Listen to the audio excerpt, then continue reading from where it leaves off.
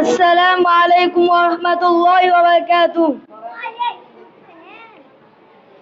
নাহমাদুহু ওয়া নুসাল্লি আলা রাসূলিল কারীম। আম্মা বা'দ।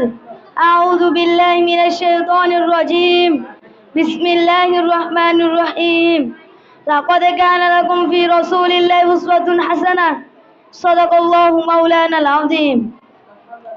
অধ্যকার আল কারিম ছাত্র কাফেলা কর্তৃক আয়োজিত সিরাতুন নবী সাল্লাল্লাহু আলাইহি ওয়াসাল্লাম উপলক্ষে মাদ্রাসার বার্ষিক প্রতিযোগিতামূলক অনুষ্ঠানের সম্মানিত সভাপতি, ন্যায়নিষ্ঠা অভিজ্ঞ বিচারক মণ্ডলী, সুদক্ষ পরিচালক ও আমার সামনে উপবিষ্ট আমার প্রাণ প্রিয় ছাত্র ভাইয়েরা, আজকে আমার বিষয় হলো বিশ্বনবী সাল্লাল্লাহু আলাইহি ওয়াসাল্লাম এর শৈশবকাল। আল্লাহ চায় তো এর উপর সামান্য কিছু আলোচনা করার চেষ্টা করবে ইনশাআল্লাহ।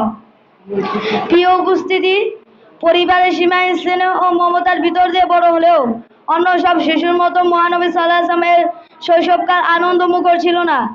আল্লাহ তাকে নানা দুঃখ, কষ্ট ও পরীক্ষার ভিতর দিয়ে আগামীর জন্য প্রস্তুত করেছিলেন। প্রিয় সুধী, জন্মের আগেই মহানবী সাল্লাল্লাহু আলাইহি ওয়াসাল্লাম এর বাবা মারা যান। 6 বছর বয়সে মাকে এবং 8 বছর বয়সে দাদাকে হারান। তাদের মৃত্যুর পর চাচা আবু তালেব তার অভিভাবকত্ব গ্রহণ করেন এবং জন্মের পর রাসূলুল্লাহ সাল্লাল্লাহু আলাইহি ওয়াসাল্লাম 4-5 বছর দুধ মা হালিমা সাদিয়া রাদিয়াল্লাহু তাআলা আনহা এর কাছে ছিলেন। সম্মানিত সুধী, হাঁটা চলার বয়স হওয়ার পর রাসূলুল্লাহ সাল্লাল্লাহু আলাইহি ওয়াসাল্লাম ঘর থেকে বের হতেন। শিশুদের খেলা দেখতেন, কিন্তু তিনি খেলায় অংশগ্রহণ করতেন না। সংগ্রামী সাথী ও বন্ধুগণ, বিশ্বনবী সাল্লাল্লাহু আলাইহি ওয়াসাল্লাম জন্ম থেকেই শৈশবকাল, বালক থেকে যুবক, জীবনের যে কোনো মঞ্জিলে তিনি ছিলেন আদর্শের ধারক বাহক। ইসলামের ও পুরা বিশ্বের নবী হযরত মুহাম্মদ সাল্লাল্লাহু আলাইহি ওয়াসাল্লাম শৈশব বয়স থেকেই ছিলেন চিন্তাশীল। তিনি যা শৈশবকাল থেকে সমাজের ও মানুষের বিভিন্ন বিষয় নিয়ে দুঃখ কষ্ট নিয়ে চিন্তা করতেন। তিনি ছিলেন সর্বকালের সর্বশ্রেষ্ঠ নবী ও রাসূল। তিনি আল্লাহর প্রিয় বান্দা ছিলেন। তিনি কখনোই মিথ্যা কথা বলতেন না।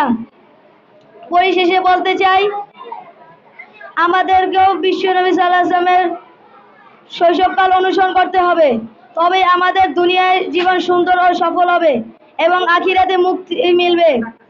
এ বলে আমার বক্তব্য শেষ করছি। ওয়া আখিরু দাওয়ানা আলহামদুলিল্লাহি রাব্বিল আলামিন। আসসালামু আলাইকুম ওয়া রাহমাতুল্লাহি ওয়া বারাকাতুহু।